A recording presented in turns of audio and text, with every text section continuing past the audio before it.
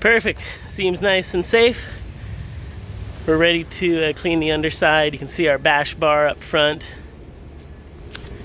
Got the KMR renewable lubricants, Mazda Tricks, KMR 99 rotary engine, Brave Energy RX8 up on the lift. This is a great opportunity to, I guess it's not the lift, it's the forklift, but it's a lift.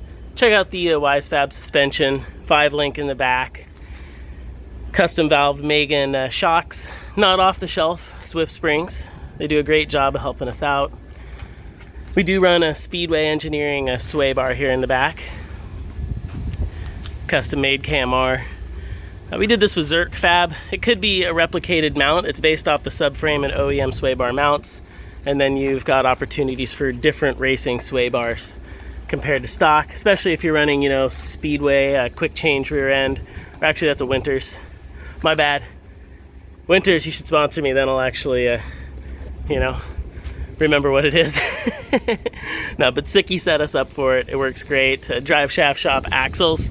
We had a little rubbing going on at one of the last rounds, so we marked it, and super strong axles, even though they had some contact, took it well. And this is one of the new drive shaft shop axles. We had some issues earlier in the season, and so they went back into their database and ended up coming up with a stronger rear axle setup for us, which I think is available to the public now.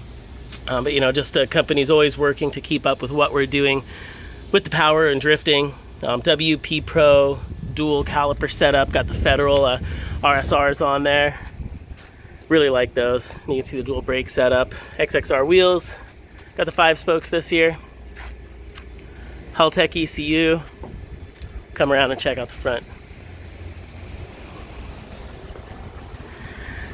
RX8s are a double A arm front. You know, this is a great road race configuration, but I think sometimes in drifting, this upper A-arm does get in the way. WiseFab did a great job of making a narrow upper A-arm and basically a drop spindle with not lead built in, but trail built in. So it kind of fixed a lot of the geometry for drifting. And even with modifications, you could probably use one of these setups for road race, but this is definitely a drift configured setup by WiseFab, and it puts a BMW rack up front. If you're familiar with RX8s, I'm gonna kill the name on this, but it's like a Shinoa electric power steering rack. It's servo and electronically operated.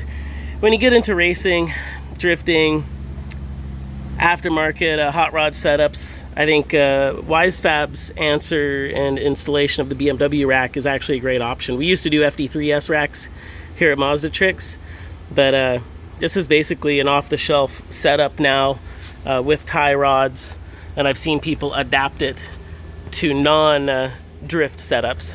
Same thing, Speedway bar up front so we can get more steering angle, kind of keeps it out of the way. This is not something that we make really, but same thing, we based it off the OEM sway bar mounts and then Speedway bar setup, so you have different available thicknesses. We're running a solid up front. Spareco intercooler. I guess I didn't do a good job of cleaning this. We're gonna have to clean that a little more now that it's up in the air.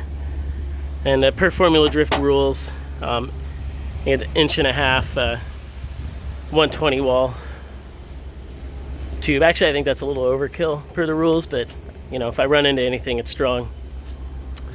So a little walk around there, a little information, view from underneath, pretty straight exhaust, aluminum drive shaft, a lot of plumbing under here, fuel pumps, a skid plate. A lot of people bash their quick changes into the ground depending on the track or hitting curbing.